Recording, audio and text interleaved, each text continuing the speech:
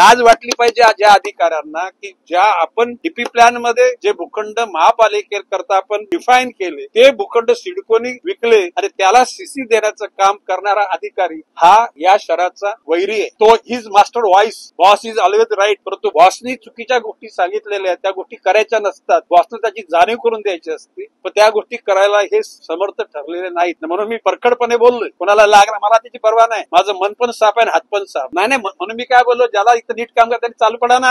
आता हे आता सध्या ते तुमची प्रभाग रचना होऊ द्या. माननीय मुख्यमंत्र्यांकडे सगळा लेखाजोखा मी मांडणार आहे आणि जे नालायक अधिकारी ते आम्हाला नको सांगणार आहे मी. आणि आमच्या आडवे येतील ना त्यांना आडवे करून आम्ही पुढे जाऊ. मी बोललो ना बीआरएस लो उसमें 5-10% और गणेश नाईक दे दे और क्या बोलू. आता तुम्हाला माहित आहे ना ते आता ते आमच्या लोकांनी सजेशन ऑब्जेक्शनच्या मार्फत त्या गोष्टी मांडलेल्या आहेत. वेळ पडली तर आम्ही आमची यंत्रणा कोर्टामध्ये जाईल, सोडणार नाही. कोणी जर चुकीच्या पद्धतीने गोष्टी करून पाहत असेल की ती दादागिरी हाणून पाडू.